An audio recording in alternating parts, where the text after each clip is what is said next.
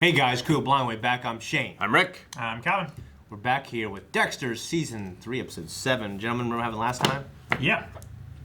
Alright, I'm just kidding. What happened last time? Miguel is, he's fully in to killing people he doesn't like. Yeah, last time we said he was in, but now he's really in. He seems to be really in. Yeah. Yeah. Dexter has tested him a couple different ways. Yeah. Despite the consciousness Harry saying that it's not going to work out. Conscience. Yeah. Harry. Yeah. Yeah. Yeah, he risked everything to get that neo-Nazi into Dexter's hands. Yep. And it all worked out. And even at the end when Dexter told him a little white lie about where he was taking him, Miguel, he just smiled and like, oh, Dexter. Yeah. You're too good. Yeah. He's still under threat of disbarment, though, for the Chicky Hines case. Yep, which is probably going to happen. We'll see. We will see. Unless... What's going on with Go ahead. Unless he somehow convinces Dexter, or Dexter somehow convinces him that killing a public defender is, or at viable least option. A defending attorney, a viable option. Yeah. What about Ramon? He is on the hunt for his brother's killer. He kidnaps He is under arrest. and tortures. Yeah, he's currently under arrest. He is under arrest, but he is not the Skinner. He's not, no. Nope. Those red bastards were peeking him out, thinking he was one thing. They caught him for something else. It's the shittiest thing ever when that happens. Ugh. Ugh. Opening those beer bottles with teeth. It's terrible. Oh my gosh, yeah. Hate Huh? it. That's what he was doing for the torture, right? Oh. What was he doing? He just had some soda, and he'd shake it up, and he'd spray it up their nose. Yeah.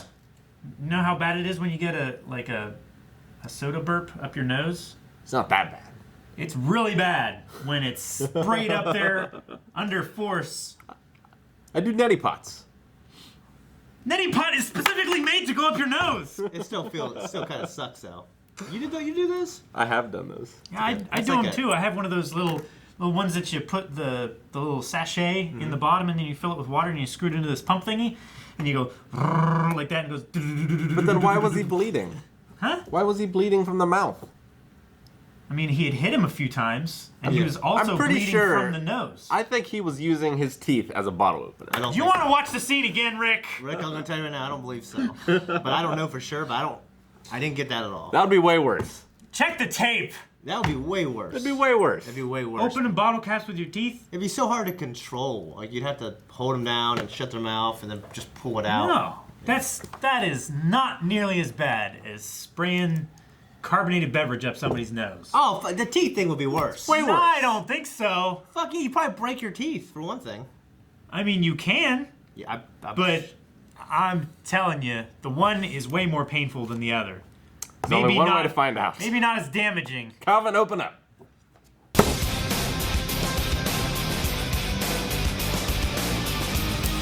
really like that episode. Yeah. For a lot of reasons. It's a good one. It's got a lot of deep, difficult questions Yeah, it does. about morality and death and mercy. But starting at the top, it's kind of a shitty move for the cops to use their CI as bait. Yeah, I can kind of see. Happens not as much anymore, because it's a huge shitstorm when someone you make bait ends up getting killed or something like that. Yeah, because you might. I mean, the payoff is you get the guy for this case, but the downside is you lose all the information for all your future cases. Yeah. Information is by far like the biggest resource for doing any kind of police work like that. Just knowing somebody who knows something is huge. And Anton and Deb are hooking up, or at least Yep. had a moment. We'll see if it lasts. Maybe he goes to Chicago next episode. We never see him again. I doubt it. Nope. It's possible. He'll be here. Okay. I think he's going to help take down Quinn. Quinn, Yeah. what? The innocent, perfectly tan man? No, not perfectly tan. Just so tan. That was Dexter's words. Should I invite Quinn? He's so tan. Cutting corners? Allegedly. Highly suspect. We haven't seen anything. I I doubted We've him only seen him before. be a great cop and a good man. Pretty much. I doubted him before, and Because of his I tan. He's doubt so him- pale. I doubt him even more now. Calvin has Don't a type. bring skin color into this. Calvin has asshole. a type. He's a bias against a certain type. Yeah, guys who are assholes. Generally, that goes deeper than just being an asshole. He doesn't on seem the like face. an asshole, though. No, I don't he think seems so. like a pretty He was okay fucking guy. over Deb. Was he? Yeah, if he had been a trusting partner. Your bias in that- caused you to think that. No, I was looking at it objectively. The more you know, the better. He was keeping information from her, which made her make a bad move. If they had gone in together, then they both would have been on the same page, and there was no chance for anything wrong going down. No, there was a chance he had the experience. That's what he said. But I think You gotta But- trust a guy with much, much more experience, right? I don't think that experience is everything. I think good communication is everything. Yeah, but what if she cracked? He would have been, you know what I mean? Deb is And then Deb they- is experienced enough not to crack under that. I mean, I think Like that the fact that she did something wrong and it messed up the interrogation and then he had to go in and fix things, that is much more volatile than if they were working together to achieve the same goal. That's what I'm saying. Yeah. He had no way of knowing how she was going to act in there. After the fact, he said, I knew this would happen, No, but I mean, genuinely, it's he like, didn't know. It's like Batista last season, who took her off the case because of her being emotional and cracking and her not being able to handle some things. I think he yeah, also but might. he used it to his advantage.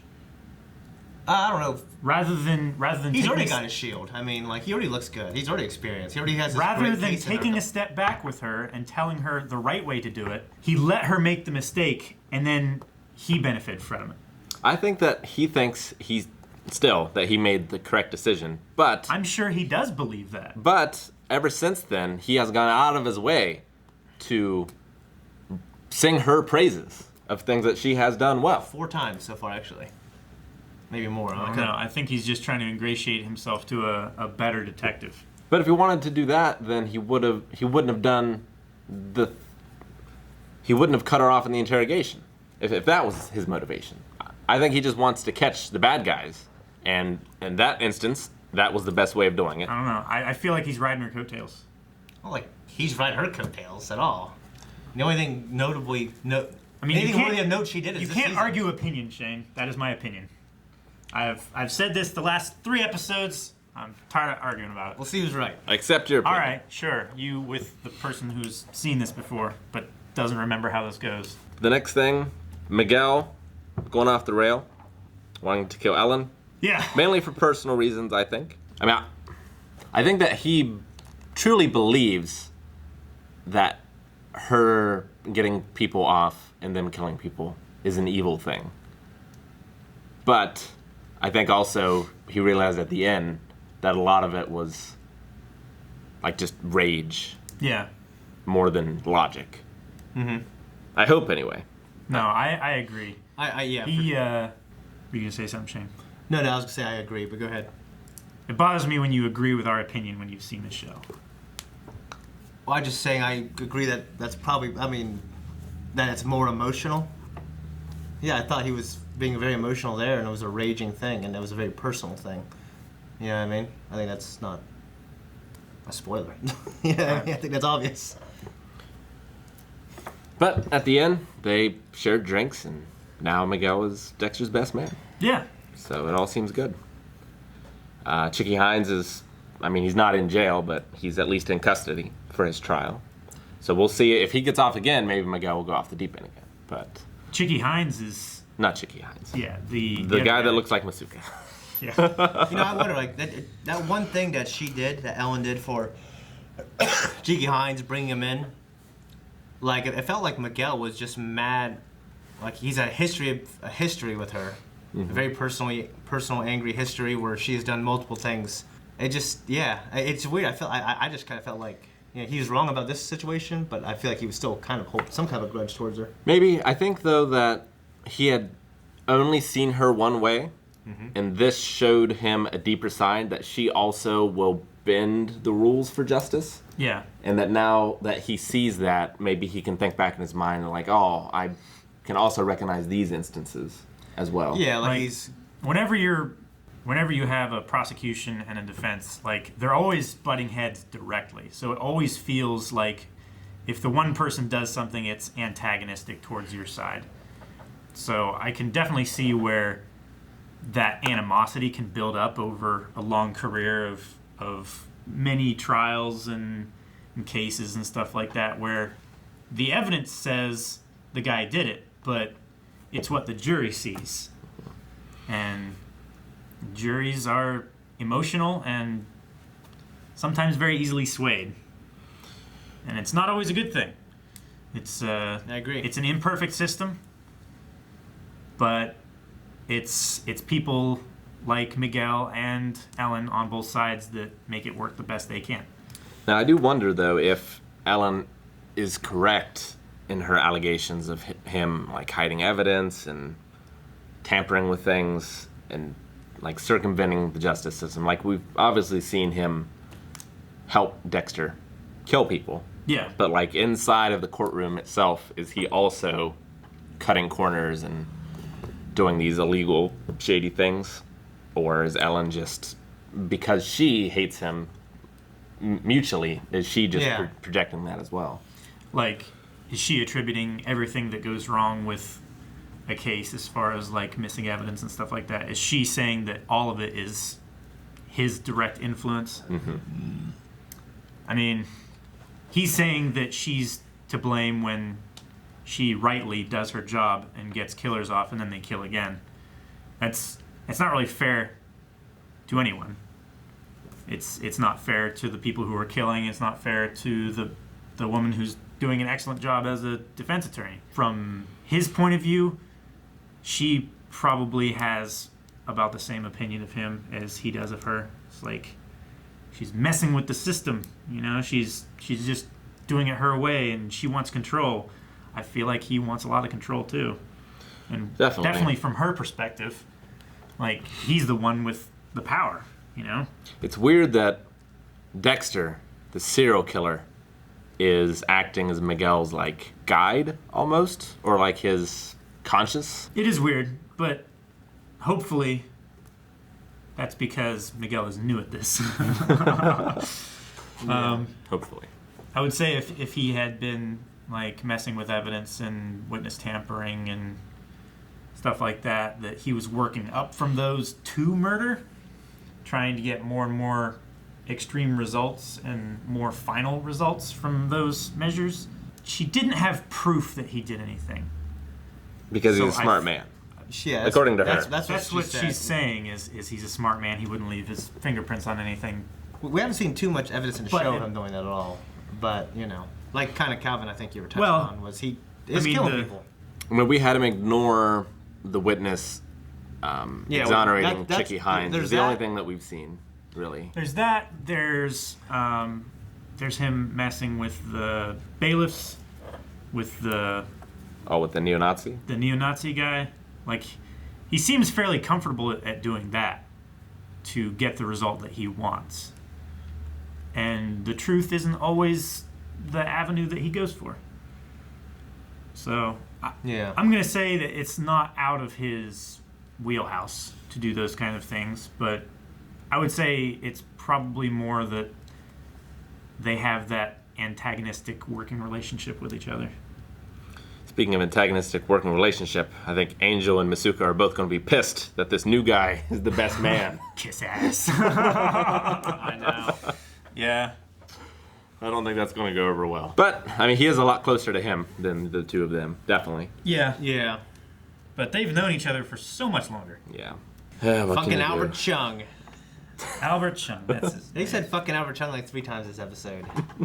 Masuka did, Asian. specifically. Makes us all look bad, man. It's just so funny. Gosh. Masuka's a funny guy. I love Masuka. Did we talk about Angel and the other girl kissing? Yep. Nope. What's her name? I don't remember. Well, I remember her nickname. Yeah, I remember her nickname too. I can't remember. I can't remember her name. Oh, Gina. Yeah. Gianni, wasn't it? Gianni? Yeah, because it was Vagiani. Vagiani. It's not nearly as bad to me as Fatista. Because, like, all women have vaginas. It's fine. Yeah. But, like, not all men are fat. I don't know. I feel like it's just so much coarser a remark.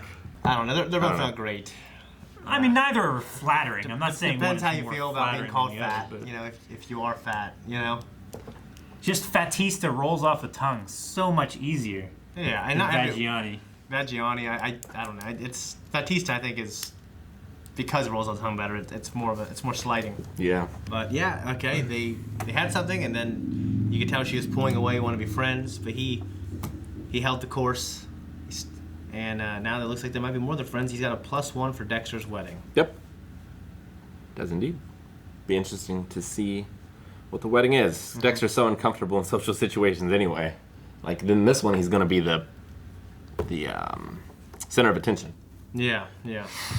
I think one of the big things in the episode is like what Dexter did for Camila. with assisted suicide. How do you guys feel about that?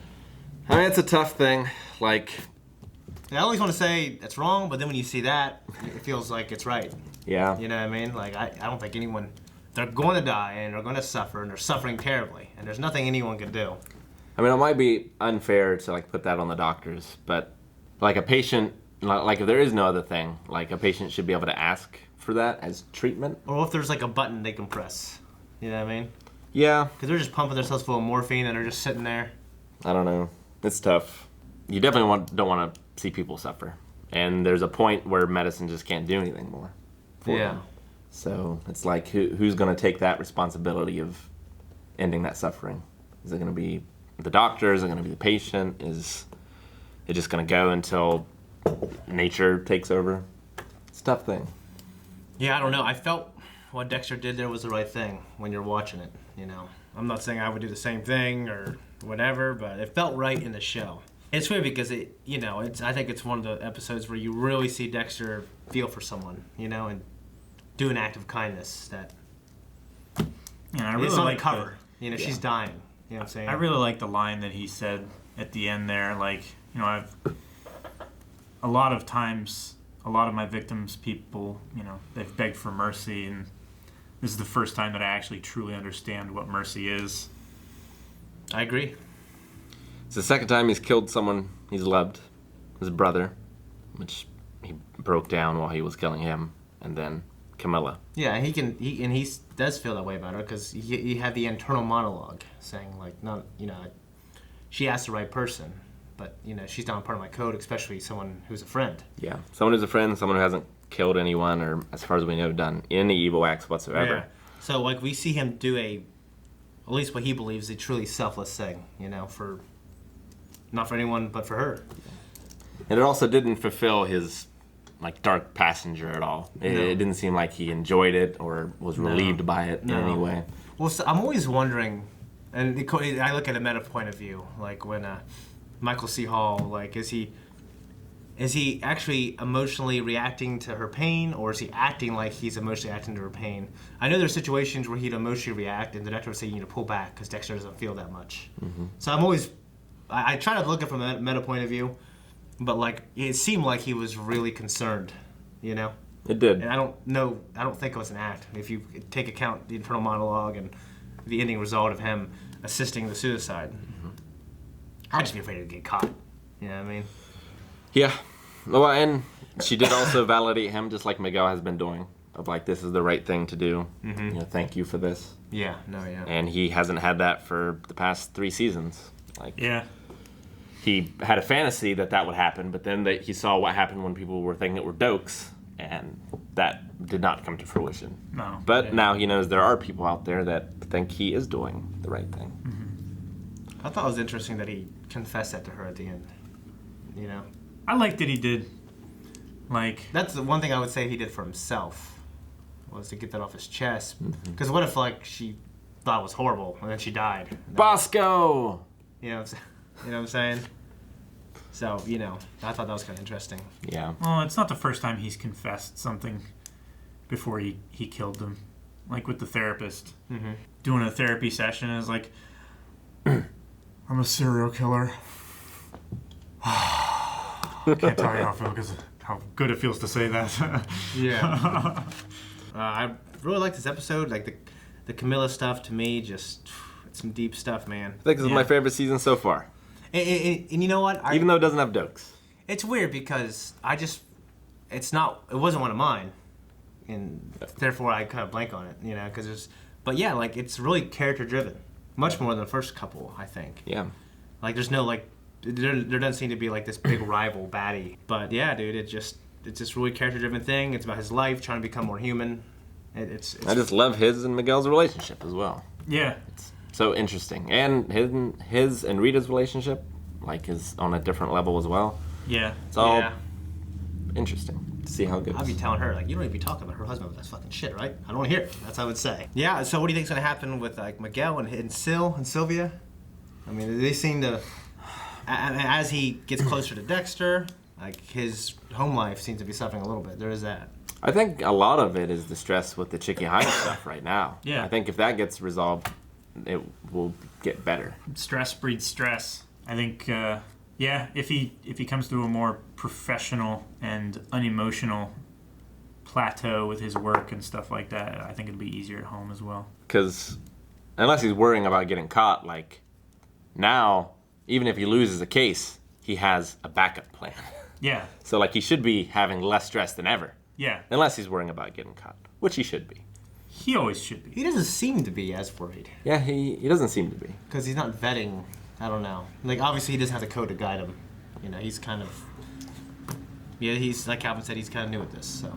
Yeah, he's got this taste, like he's had power, but now he has seems- like a new power, and he's just having a taste of it. He seems like he's more black and white than Dexter, as far as like who needs to die and who doesn't, and stuff like that. He doesn't have as much, I would say, calculation in how or why someone dies. I mean, he's also not taking the life directly.